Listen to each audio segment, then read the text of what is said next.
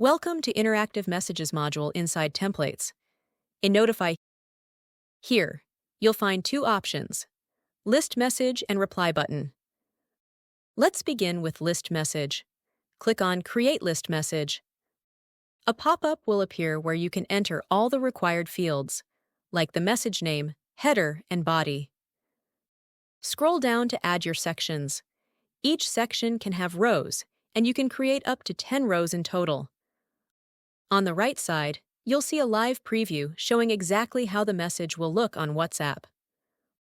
Once everything is ready, click Create to save your list message. Now, let's move to Reply button. Click on Create Reply button. Fill in the mandatory fields like header, body, and footer text.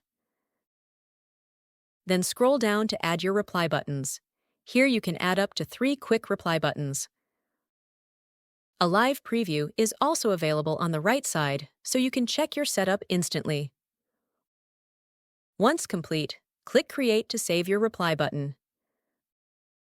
Finally, let's preview an already created list message and a reply button to quickly view their setup and design. That's how you create interactive message templates in Notifyy.